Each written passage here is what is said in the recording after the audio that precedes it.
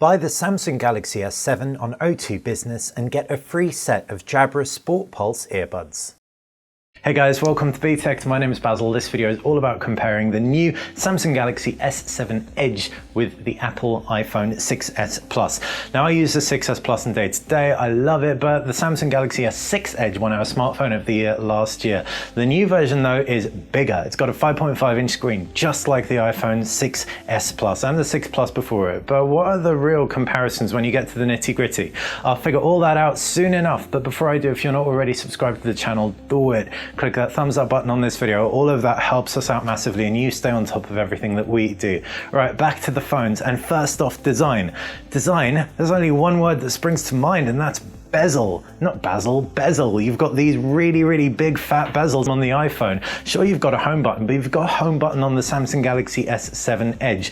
It just really does go to show, and you've got two phones with the same size screen and such different fascia area. One really does win out, and the S7 Edge is completely winning out for me. You've got a curved screen, you've also got a curved backing on the S7 Edge, metal frame across it, and you've got a metal body with the iPhone 6s Plus.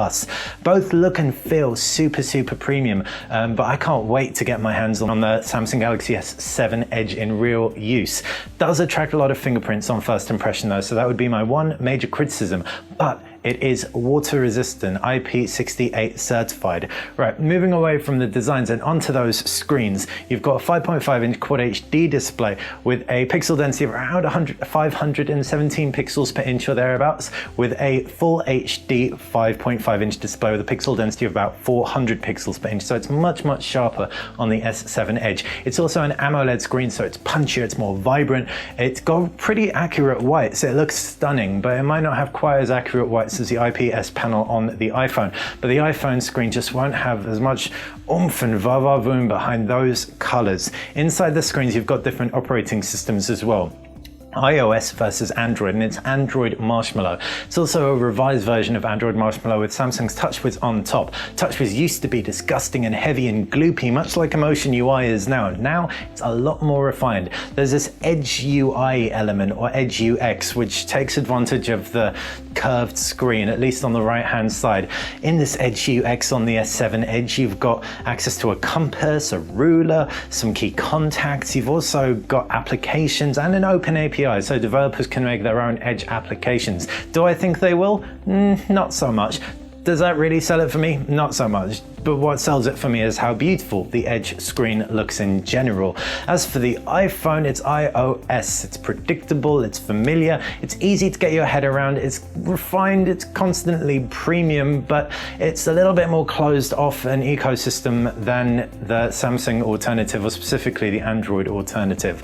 That said, it's going to be horses for courses. Whichever operating system you're invested in is the one you're probably going to go with. The Samsung Galaxy S7 Edge has a few neat advantages now though. First off, it's got an always-on display that displays a clock or a calendar. You can set it. You've also got this cool gaming hub area where you can kind of game in a cut-off way from the rest of your experience.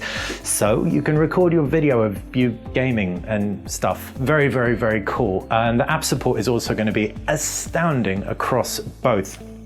Alright, moving on to those cameras, and you've got a 12 megapixel camera across both. The camera on the Samsung Galaxy S7 Edge has 1.4 micron pixels, which is nice and big. What you're going to get from it is really good low light performance, so I haven't done a really in-depth side-by-side, so don't want to comment too much on either. What you do have is 5 megapixel front-firing cameras as well, so you should get some nice sharp selfies. Under the hood you've got processors, obviously, different processors. A9 chipset in the Apple iPhone 6s is going to be powerful paired with the 2 gig of RAM, but you've got double the RAM, and you've got, well, depends on your region what chipset you're going to get, but you've got a freaking water-cooled CPU in the S7 Edge, so that's pretty freaking astounding. You've also got expandable memory on the S7 Edge too, so it gives you a little bit more versatility down the line when you've filled up your internal storage. The battery's also really different. You've got almost 1,000 more milliamps, well not quite, maybe 700 odd more milliamps on the Samsung Galaxy S7 Edge. It's a 3,600 milliamp cell with the same size screen. It should therefore last a comfortable day, seeing as I get a comfortable day out of the iPhone 6s Plus. So they're the key differences. Obviously, both of these devices are flagship phones. They've both got NFC, they've both got wonderful GPS, Bluetooth 4.0, super fast Wi-Fi, etc. Apple iPhone 6s does support Apple Pay, but we'll hopefully be getting Samsung Pay in the UK soon enough, and that will be playing nice with the Galaxy S7 Edge. If I missed anything out, which I probably did, fire in the comments section below. If you like this video, click that thumbs up button and subscribe. Like I said, it helps us out massively. Thanks for watching.